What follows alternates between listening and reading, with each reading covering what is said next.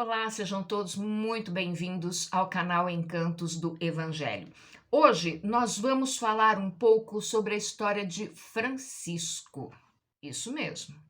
Lembrando que santo quer dizer homem bom e que Teresinha Oliveira, no livro Quando o Espiritismo Fala, vem nos esclarecer que santo é alguém que vive de acordo com a lei divina, é uma pessoa que tem virtudes, ou seja, qualidades morais, é uma pessoa que tem fé, é uma figura familiar a todas as religiões do mundo.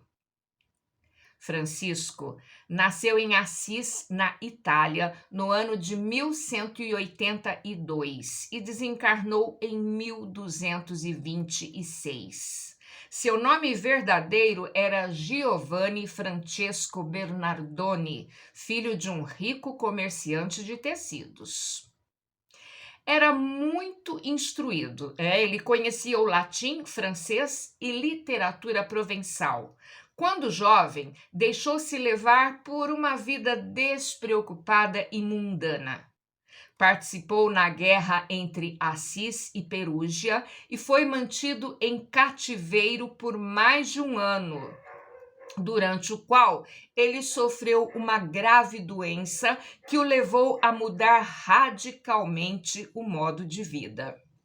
Voltando a Assis, em 1205, Francisco, de fato, dedicou-se às obras de caridade entre os leprosos e começou também a se envolver na restauração de edifícios religiosos em ruínas.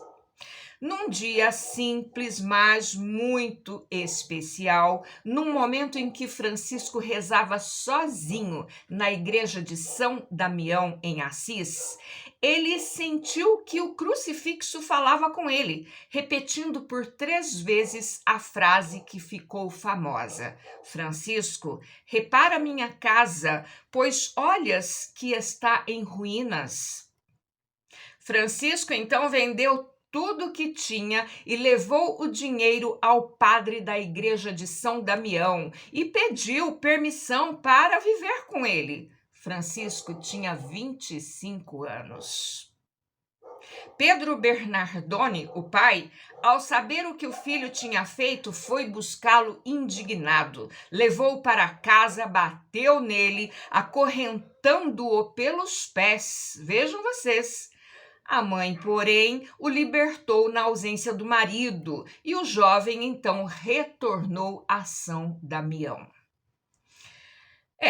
Mas seu pai, é claro, foi buscá-lo de novo. Mandou que ele voltasse para casa ou que renunciasse à sua herança. Francisco, então, renunciou a toda a herança e disse: as roupas que levo pertencem também ao meu pai. Tenho que devolvê-las. Em seguida, se desnudou e entregou suas roupas a seu pai, dizendo: até agora, tu tens sido meu pai na terra, mas agora poderei dizer: Pai nosso que estais nos céus. Para reparar a igreja de São Damião, Francisco pedia esmolas em Assis. Terminado seu trabalho, começou a reformar a igreja de São Pedro. Depois, ele retirou-se para morar numa capela com o nome de Porciúncula. Ela fazia parte da abadia de Monte Subásio, cuidada pelos beneditinos. Ali, o céu mostrou o que realmente esperava dele. O trecho do evangelho da missa daquele dia falava assim: ide a pregar, dizendo: dai gratuitamente o que haveis recebido gratuitamente. Não possuas ouro, nem suas túnicas, nem sandálias. A estas palavras, Francisco tirou suas sandálias, seu cinturão e ficou somente com a túnica. na capela de Santa Maria degli Angeli, em 1208, durante a missa, ele recebeu um convite para ir para o mundo e, de acordo com o texto evangélico de Mateus, capítulo 10, versículo 14, dar tudo para fazer o bem em qualquer lugar. Voltando a Assis no mesmo ano, Francisco começou sua pregação, reunindo ao seu redor 12 seguidores que se tornaram os primeiros irmãos da sua ordem, então chamada de Primeira Ordem.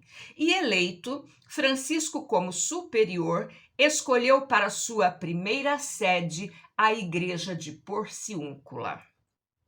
Em 1210, a ordem foi reconhecida pelo Papa Inocêncio III.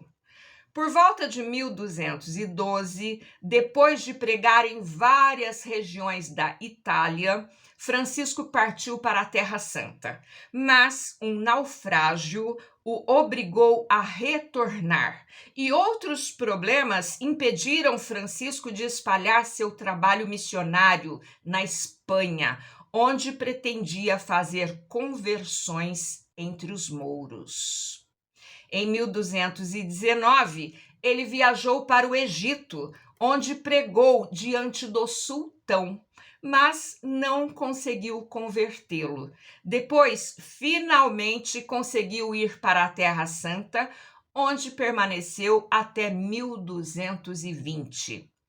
Quando voltou, encontrou discordância entre os frades e pediu demissão de superior, dedicando-se ao que seria a terceira ordem dos franciscanos, os terciários. Ele retirou-se para o Monte Alverne em setembro de 1224, após 40 dias de jejum e sofrimento enfrentados com alegria. Francisco foi levado para Assis, onde permaneceu por anos, marcado pelo sofrimento físico e uma cegueira quase total. No entanto, nada o enfraqueceu. O amor a Deus e à criação, expressos no cântico do Irmão Sol, provavelmente composto em Assis em 1225, ele, o Sol e a natureza são elegidos como irmãos e irmãs, e isso está contido no episódio em que Francisco prega para os pássaros.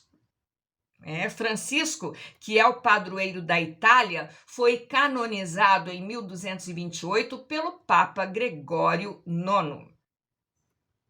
Francisco conseguiu entender a verdadeira mensagem de Jesus Cristo contida no Evangelho. Ele conseguiu ir além da letra e do texto simples e decidiu colocar em prática aquilo que Jesus Cristo nos ensinou, que é amai a Deus sobre todas as coisas e ao próximo. Ademais, provou que o Evangelho não é uma loucura ou algo impossível para os homens. Mas algo real para aqueles de boa vontade, disposição e coragem para viver as propostas de Jesus. Muitas histórias com animais cercam a vida de Francisco de Assis. Elas estão contidas no Fioretti, que são pequenas flores em italiano, uma coleção póstuma de contos populares sobre ele. O presépio é uma invenção de Francisco de Assis, sabiam disso? A vontade de Francisco de representar o nascimento de Jesus com a mesma forma singela que é descrita no Evangelho, juntamente com o seu amor ao mestre, o fez criar o presépio em 1223, na região de Crécio, Itália. Sua intenção certamente era a de que toda criatura, homem, animais, contemplassem o nascimento do Divino Mestre. um homem bom, um espírito elevado. Coragem, fiquem com Deus. Até uma próxima. Tchau!